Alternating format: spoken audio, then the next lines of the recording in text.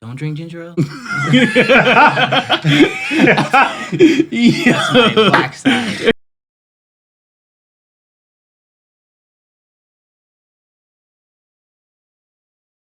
I was about to connect Knock with to him. my Like, dad does not have cancer of word. any sort. You know. Shit crazy. What we about to start with, fellas? How we feeling? Hey, yo, man, we some real niggas out here. You know what I'm saying? All of us are stand up, solid. That's second. Yeah. Some bullshit about to come. Nah, but I just want to know the last time you guys been hurt. You know what I'm saying? Last time you've been hurt by a track.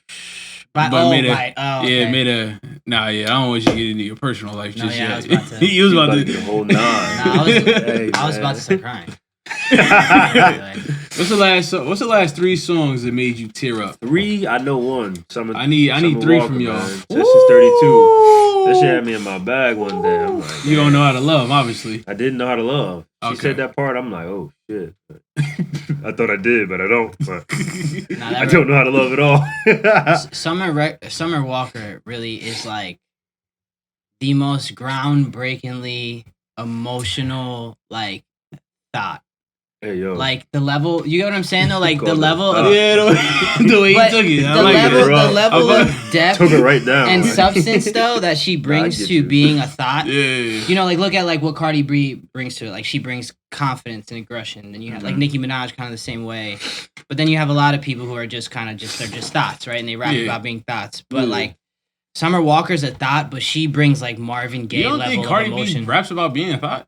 No, I'm saying she brings what she brings to being a thought is aggression and like confidence. But it's like she owns it. Summer Walker. But like Summer Walker, she's like the Al Green of thoughting.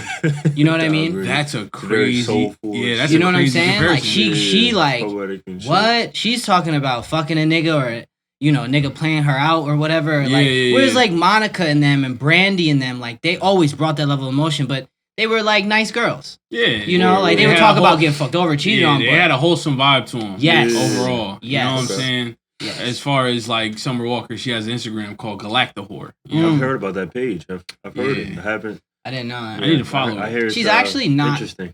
It's funny because she's not really much of a thought. And obviously, women in interviews are going to be different, but I sampled her once, and I wanted to use an interview of hers, like a quote out of it, and then listen to her talk. She's like talking, and she's very like she's had a nigga for a long time. Yeah, she's very monogamous. What's his face? The producer. Yeah, London. Nigga London did his thing on that album. That album was perfect. That album's a perfect new age R&B album. It doesn't get better than that. It's a perfect album. Honestly, bro, I've argued that it's better than SZA.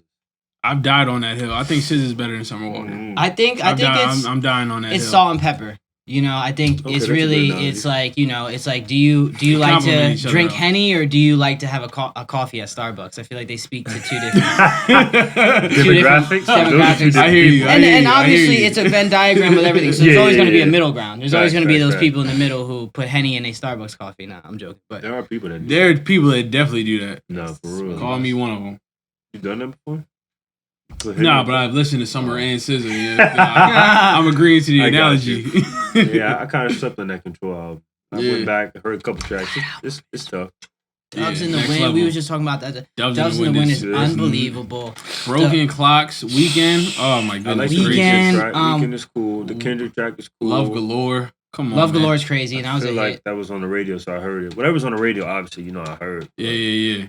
But it's still a good record, though. I didn't give it deep cuts. Popular or not, that's definitely I fuck with that record. I'm you got 2 more, though. You know what I'm saying? What other tracks has made you cry, man? I need to hear it. Man. I mean, shit, don't let me all share, fellas. Please. Oh, okay. All right. The other 2, though, in recent, I don't know. I know it was definitely Sessions 32. Another track, though, that I cried.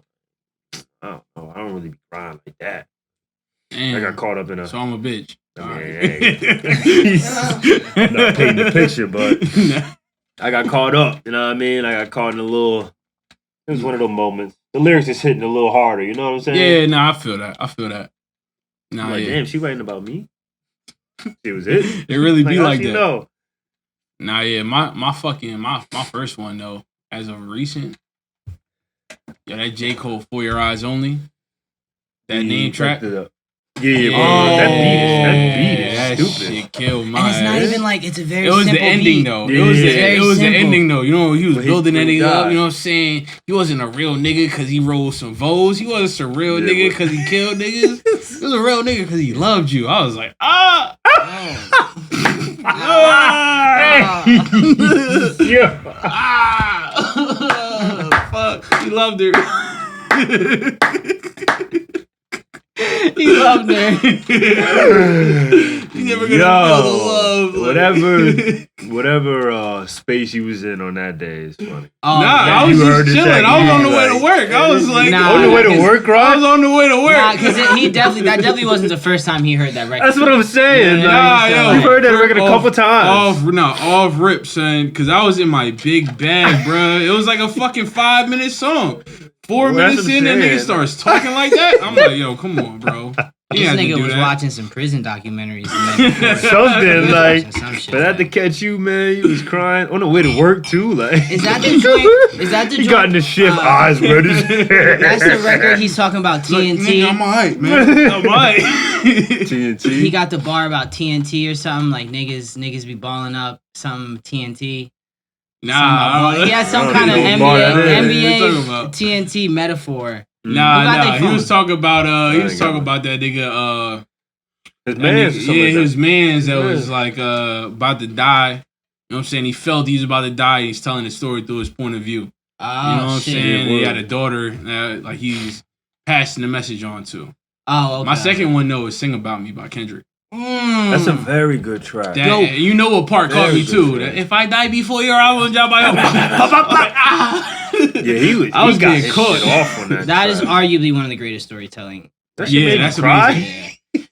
What? It didn't for you? Nah, it's been a couple I was like, times. damn, this shit tough, but you know when that nigga said, yo, I hope I never fade away. I never fade away. And then he started talking. I started fading. I was like, what is he saying? What is he saying? Honestly, though. Like, yo, it's so crazy because. What is he saying? What is he saying? I want to know. Hey, man. That ending, because that was what I was going to say. It was my most potent moment, is that ending of, like, where he's talking from the prostitute's point of view. Yeah, and she keeps talking and yelling, but she just gets quieter and quieter because people just forget. You just drown it out. And, like, you know, that woman who doesn't end up dying in, you know, as being a gangster and getting shot like most young men do. A woman prostitute lives on, but no one really cares what she has to say when she uses story. She loses her youth. Yeah. She loses her appeal, and then it's just like she's gone. You know, that's a beautiful. That's beautiful song, mate. Oh yeah, facts. We're going over there. Gotta shout them out. They keep in America. So we got Good Kid, Mad City. We got, and then For Your Eyes. Yeah, we give it a track. Okay. Oh yeah. Let me before we ever get another one, you gotta at least get one out. For Your Eyes definitely made me cry, but for a different reason. I was just very disappointed in that album. So, there's that, right? I thought that album was very disappointing, very boring. Nah, facts though. I wouldn't call it no. It grew on me. It grew on because I felt that way at first, but it definitely grew on me. It's a mature album though. That's how some of those albums be. It's a mature album. Yeah. You know, it's fucked. Not to get off topic, about Folding Clothes, and I listened to that like 2 weeks ago, and I'm like, well, this is not that bad. And it's weird because why the fuck would I ever want to hear you rapping about folding clothes? But whatever. It's real life, man. Is that what the song's about? Literally, folding clothes. It's about the commitment to doing the little thing. I love you so much, I'm gonna fold clothes for you. Yeah, dead ass. Hey, yo. This nigga was listening to that shit. It's about like this. This nigga really started folding his clothes. Like, he said he folded clothes. That nigga like folded clothes. He's like, yo, this song is whack. That nigga said what? This shit ass. This nigga talking about laundry, bruh. What happened to J. Cole? I hate doing laundry. Where's Mr. Nice Watch J. Cole at? Dead ass. This nigga talking about Tide and shit. That track is whack. I want to listen to Can't Get Enough. That's a fire track. Oh, that's classic. Yeah, it's actually a very, very good track. I wasn't on train with me then. I was exactly. Tried to clown me, it didn't work. Nah, but yeah, that album was definitely So what? Yeah, man, you keep tiptoeing, brother. What song, man? Oh shit. I see this like I teared up because I sampled My Sharia More not too long ago by Stevie. Oh, My Sharia More. Oh yeah. That like, even though that's like kind of, it's a very happy record.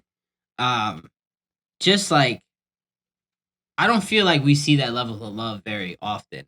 Not now. You know what I mean? And even if obviously it's still there, but I don't see people expressing it in that way, especially not in a popular sense. Yeah. So I don't know. I just kind of felt like I was, and it depends because if it's 7 a.m. and I'm down here and I'm making music and I'm high, you know, I'm very emotionally unstable. So it could be a little bit of that. But yeah, no, that was really the record I could think about.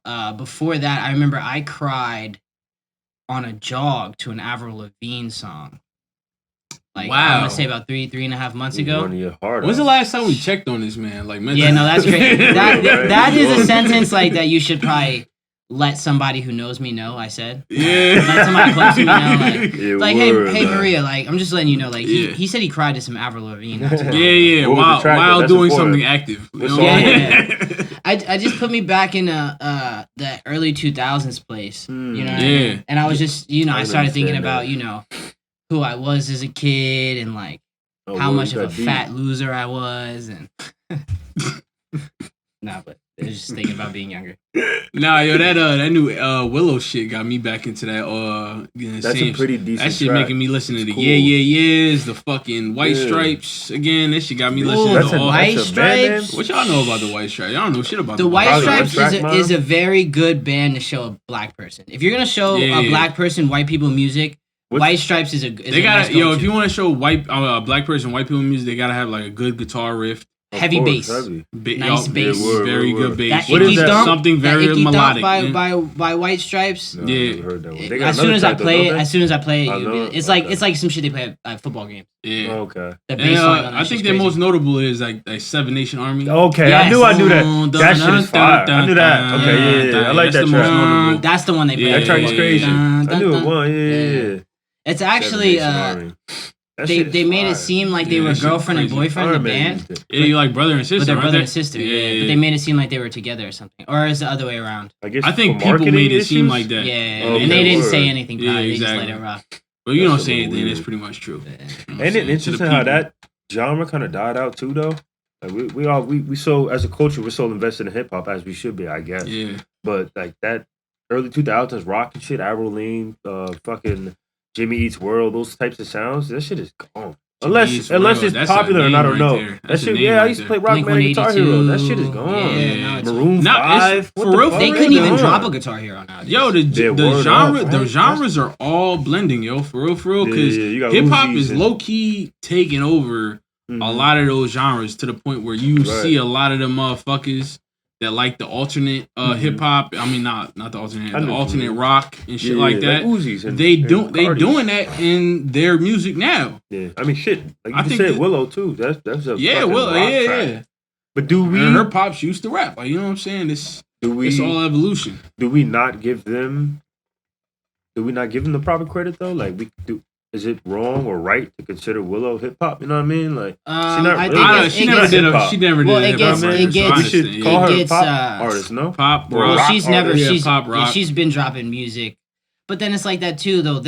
You think she wrote that though? You think that's her authentic sound? I don't think she wrote that song. Because she did an interview one time was saying that, or I think her dad Will was talking about how she came up to her pops and was like, "Yo, I don't want to do this no more." And the label's like, "Nah, you got to do it." So that's why she cut her hair off. Yeah. That was the whip my hair back and forth. Yeah, so she cut her shit off, man. That was that. You can't make her whip her fucking hair. She ain't got no hair. Yeah, but now she's back making rock. I would. Well, she had an album a few years ago. Maria likes it a lot. Oh yeah. Where it's like very indie sounding. Okay, so like not as rockish as that record, but like. Tame Impala-esque. I don't know if you guys know them. Like, you know those indie kind of popular bands, but it's like with the Smith children. Like, I always feel like with them, Willow got a voice, don't get me wrong, but I always feel like, what is their sound, right? Because they get in the studio and they say, hey, I want to make an indie sounding record, I like this, and then they get the best indie artists and producers in there. You know what I mean? So she's fucking featuring Travis Barker. You know what I'm saying? Like, to make a rock. Like, of course, it's gonna be a rock anthem of some sort. You know what I'm saying? He's been a part of Travis Barker. Not to take away from them in any way. But it's just kind of like how I can't make a decision on her sound. Like, I don't really know what Willow's sound is technically because, like, how do I judge it in a way? Because I feel like they can have whatever sound they want whenever they want. Yeah. Right? So next year, Willow could say, "Hey, I want to make fucking dancey music." Yeah. And then boom, she got a dancey album like that because Same shit happened with Jaden a couple years ago, and then he made Icon, and Icon was like one of the best songs. Yeah, like one of the best songs of the year. You ain't like Icon living. Is terrible. He got a grudge. I kind of agree with you. I fuck with him in every way as a human being. Like he's just a young rich celebrity nigga. Like I wouldn't know how to deal with that, but like. What he raps about? What do you think the comparison is between him and like a nigga like King Combs, like Sean Puffy's son? Again, he's you know what I'm saying. I think he's better. You think Puffy's son is better than Jaden Smith? Okay, I think he's more versatile. Yeah. I think he's more talented too in a lot of aspects too. Just overall, just a better overall talent. But like, I don't when he just I get very cringy vibes from Jaden. Every time he raps. I feel like a little sense of like cringe, like you know. I can understand. Like he's one of those guys that'll say like, "I'll kill you" lyrically, or like you know what I'm saying. Who like rap that I'm the Pegasus of my lyrics are the Pegasus. You know those niggas who talk about rap like that. They'll be like, "My lyrics are the monolith of the." You know what I mean? Like my lyrics will break down the passwords of the equinox, and it's like, bro, chill out, bro. You just rapping. You know them hippity ass niggas. Like this shit is whack. Eminem kind of fell in that a little bit, but because he don't experience life no more. Yeah, Eminem don't experience. He fucking tucked in his crib too much. He been in a tunnel. Yeah. At that point, all you could do is rap words well. You know what I'm saying? Back when that nigga was fucking homeless and his mom was fucking him up and like his girlfriend didn't like him. He was also hanging out with black people too. No, facts. That is true. That'll do. I don't think he's not hanging out. A wild thing I just said. But I don't think he's not hanging out with black people no more. I just think he's not experienced life with black people. But black people who are being their true black selves, right? Yeah. Black people around Eminem before he's rich and the Eminem we know are being regular, normal. Yeah, regular I don't give a fuck about you. Regular niggas. But then once Eminem is Eminem, you know. Yeah. They become, what's my man who used to carry the umbrellas?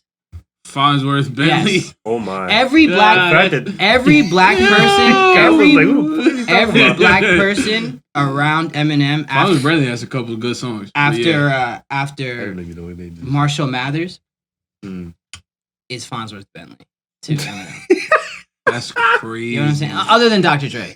But then also Dr. Dre, like, I feel like that nigga's an alien. Like, I wouldn't even imagine what kind of conversation nigga been around 50 since like, it's a wild statement you just said. I mean, 50 too, though. But I mean... 50's he's different. He needs some flowers. If you look at the albums that are coming out when they were still kind of hanging out or together, like, Recovery wasn't a bad album. It wasn't too far away from... I think the Relapse was the one that everybody hated. Recovery was like Not Afraid and shit like that. Like that was okay. It was like it was the end, but wasn't Crack bad. a Bottle. I remember that shit coming out. Relapse was Crack before Recovery. Everybody waddle. That song was so bad. Wasn't Relapse before Crack a Bottle though? Yeah. Recovery. Yeah, it was definitely. Okay, no, because Recovery. Then he relapsed. So Recover. It was Relapse and then Recovery. What's the one with all the pills on the cover? It's like his face, but it's drawn up. Crack a Bottle one. That's Relapse. That's Relapse. That was before Recovery. And Recovery is him walking. Yeah, then I think that one's Bruce Banner shit where he was a fucking hitchhiker and shit on the side of the road. That was the next one. I remember that. You know who Eminem make music for?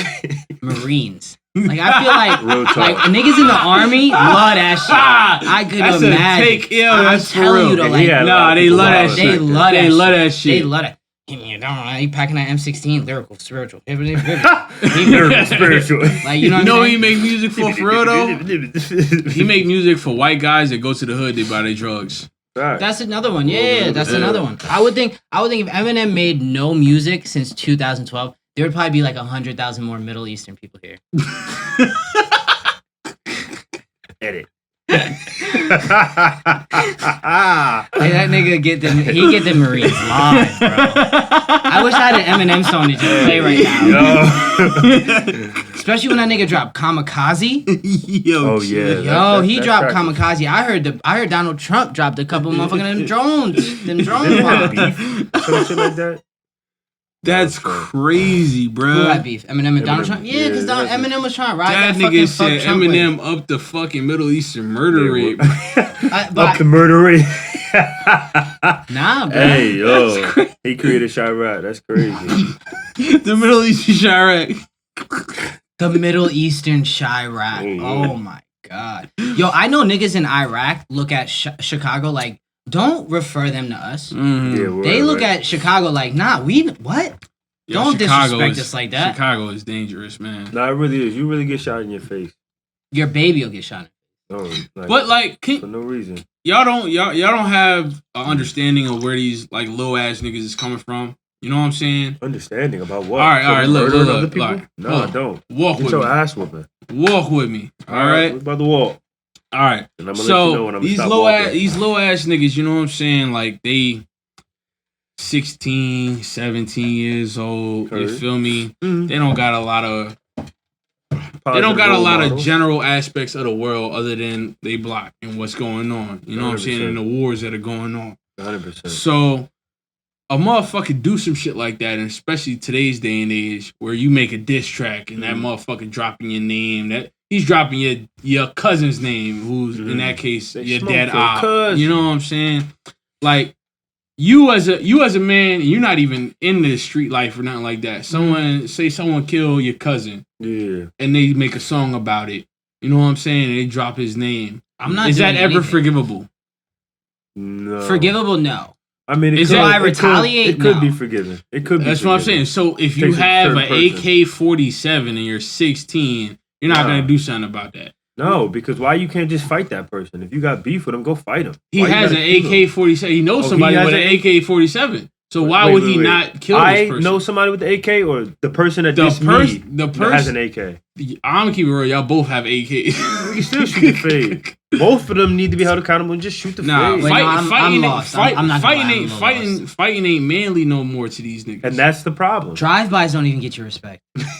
Where you heard it on the track. Yo, niggas, what's my man from Friday? He's like, put your dukes up. Yeah, Pops. Like, Pops would have said that, put your dukes up, and someone would have shot him in his face. Yo, I'm gonna keep it real. Honestly. Friday was made like 25 years ago, my nigga. You know what I'm saying? But you're right. The times have changed, but it's just a different. That shouldn't be okay. Though. How many lyrics have you heard since that point? Like, I don't fight, nigga. You know what I'm saying? 1,000. It's cool not to fight. Exactly. I don't fight now. You know what I'm saying? And it's like almost tough, like to be like, nigga, I ain't about to fight you, nigga. I got the Glock. I got the gun on me right now. And that makes you tougher, I guess. That's exactly. Why is that okay? You hear all that? Because we brainwashed. I'm not saying it's okay, but that's the mindset of these niggas. Oh, okay. Well, all right, I get the mindset. That's the mindset. The mindset got to be shifted. You can't put your brain in one of these young ass niggas' fucking head and think you gotta think like that.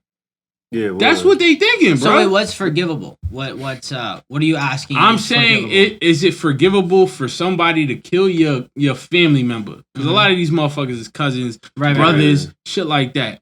They gonna kill your family member. 2 days later, they gonna drop a song that's gonna mention your family member. You got this mind state. I ain't fighting you. I got the Glock on me. I'm gonna kill you. You know what I'm saying? He gonna mention your family member. Say, fuck this nigga. He's in the dirt. I'll piss on his grave. Blase blah. Many disrespectful things. You know what I'm saying? On a song. Is that forgivable? That's not something that you take standing. I think it's forgivable after that person is reprimanded in some type of way, right? So in my lifestyle, that's the punishment. You know what I'm saying? These niggas don't fight no more. They got the gun on them. I'm saying, what you gonna do? From like a real outside looking from the outside looking in, from an outside perspective, if that was to happen to me, I'm not in the streets, right? So if someone kills my cousin and I know who it is and I know they made a diss track, I'm gonna take that diss track to the fucking police, and you know, and then like that's what I'm saying. Now, after that person, but after that person gets sentenced for what they did and they get punished, you know, my cousin will never come back, but that person also will lose their life. And then you forgive them. And then I think that, you know, in anybody's heart, it's better for you to find forgiveness, right? So it's like, I don't want to live with that hatred in me. So, you know, if that person got off, like, I mean, if I was with O.J. Simpson, it's a different story, right? If I knew Shorty who died, and I'm not saying he killed her, but if I knew Shorty who died, like, I would never feel that feeling of forgiveness because he never got punished and I still lost whoever it was. But if that person goes to jail, I think it's forgivable. Yeah, I mean, I think if you do anything right? Everything is cause and effect. So as long as there's an effect to that cause, yeah, that's my opinion. Because I know people like that nigga gotta go under the dirt, and like, that's you know a great opinion to have. That's the opinion that you should have. You know what I'm saying? Let the authorities do their job. But these young black men who also are doing the dirt, they don't want the cops in their business, so they have to handle their shit now. Yeah. Without that. It's but almost, you don't say you don't agree with what they're doing. I don't. No. Of course not. You're saying from not agree with perspective. Just to make sure for the audience. Some people are stupid. I do not agree with that shit. Hell no. Okay. You know what I'm saying? Like, don't kill another black man, especially if you that young, because one of these motherfuckers could have blown. One of these motherfuckers could have employed the next 500 people in the business. You know what I'm saying? One of these, and you cut their life short. See their perspective. Okay, you know what I'm saying? I can step in their shoes and see what they talking about. I hear you. I but understand I still don't agree with it. It's a and that's what I'm saying. It's just a sad situation that's going on. Like, there's no role models. There's no sense of community. Yeah, there's no options. There's no real options. OGs. You know what I'm saying? Teaching them big brothers. Like, there's just nothing. All those things like there's a bunch of honest people. They would lead a person like that to feel like they only have one way to reciprocate that energy, right? Yeah, you know, because that's all they've been taught. Exactly. Like, based on everything you guys just said, what they don't have, and that leads them to have zero options of. It's in our culture, it's almost illegal to go to the police. If that makes sense. You know what I'm saying? As crazy as that sounds, it's illegal. Shit. Like, on our base of law, it's illegal to get the police involved. A nigga call you a rat. That's that's what Nip got killed over. Nigga, he called some nigga a rat, you know, and then that nigga had to come through and protect his honor, pretty much. You know what I'm saying? That's a tough. That's that gang shit. Yeah, it don't matter how big you are. You know that shit'll bring you back to the same level. Yeah, that's something you can't really. There's certain, like in prison, you can't call nobody a bitch in prison.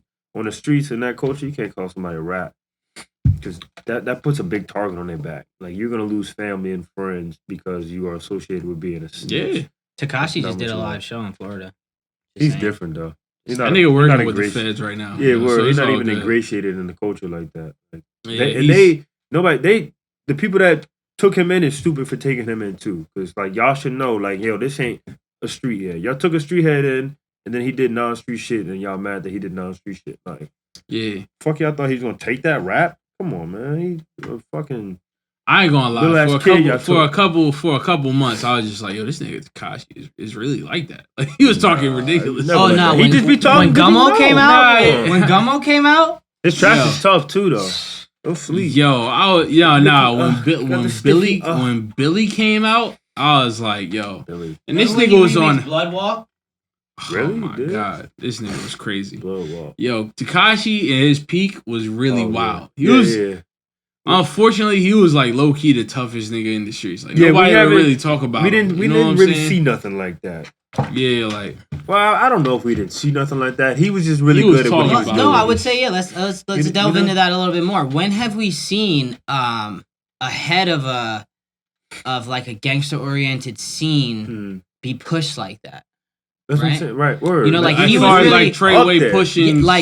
He was pushed by a gang organization. On top of the world. Right, and that gave him the clout. I don't think we've seen that. That's what I'm saying, right? Like, gang culture has been prominent in hip hop and, you know, pop culture, like TV. But it's always been the artist pushing the gang. Yeah, it's like Nipsey. I repped this. Nipsey was a Crip who was a dope rapper. He wasn't a dope rapper that got big because he was a Crip. I'm sure, obviously, both those things go hand in hand. Yeah, they go hand in hand. But like, Nipsey always brought that I'm a rolling 60 to the energy. You know what I'm saying? We've been getting a long time with Snoop. Like, Snoop was a Crip. Even with Chicago niggas like Dirk and like 300, like whatever he rep, like, he brought it along with him. Mm-hmm. That fucking line, that's, you know what I think. Treyway came with 6ix9ine. They brought that nigga to the game. And if you look at Treyway, if you look, I don't think we've seen that before. If you look at 6ix9ine fans, there are a lot of younger adults, younger children. So I would say that I think we've seen more, a lot of whites, more than like it might just be that Tekashi might be the first. I think it tells us more that, like, I think these kids these days have like. They found out a way. Man, we old calling niggas kids. Man. It's the truth. They took a way of they fantasize and romanticize the thug life more now because I think with Tekashi was like relatable and also like it's become like you can be a weirdo now and be a gangster and also like you guys we were just talking about earlier. There's no Blink-182. There's no Avril Lavigne. So all these kids have is hip hop, right? If I'm a 12-year-old white guy, I'm gonna listen to Juice WRLD if I'm a white kid because he's like the most, you know. But these kids are still talking about shooting the Glocks. Tie to fucking you look at Avril any of these. Lavigne, If you guys look at any of these younger rappers coming up, they are rapping about Glocks and popping and even the nerdiest dudes, white guys. Like everybody is romanticizing being a Glocks, gangster. Chains, so I think that bitches. that was a big thing, a big difference in seeing with 6ix9ine is like in 2002, a white kid, right, isn't gonna listen to 50 Cent. He's not gonna listen to Get Rich or Die Trying because he has other options, right? I'm gonna listen to Fall Out Boy. I'm gonna listen to Britney Spears, who's also in the top 10. Now you just have, you know, Cardi B and like a lot of these, the biggest, even like Lil Uzi Vert will come out with a pop record, but he'll talk about 30 clips and this, and it doesn't even come across that way. Shit like that, you know what I mean? You know, so I think it's more so that like the younger generation, it has been pushed. I'm not saying anybody's. Yeah, it's just not a lot of diversity. No, exactly. For them to accept. Access. You know what I'm saying? They don't really have a choice. Like all the sounds that they have are all the main theme is 30. When it was coming up, if you didn't want to like be a gangster of some kind, like you could go to Thanks for the Memories by Fall Out Boy and just be completely out of that world in entirety. You know what I'm saying? Entirely out of that world. But everything is through the filter of hip hop at this point. No, exactly. You know what I'm saying? Yeah. And that's what we always talk about before we even started this fucking pod, like the difference between that real shit and just a lot of metaphors. You know, we got away from a lot of that metaphor, rapidy shit, like niggas coming at each other like on some like or as and similes. And and even that, like, you know, in battle rap, when motherfuckers say keep it rap. Like back in the day, that's used to be how it is. You know, when motherfucker rap battled you like on the big stage of like platinum tracks and shit like that, it's always been like, oh well, keep it rap, keep it rap. Nobody really mentions something.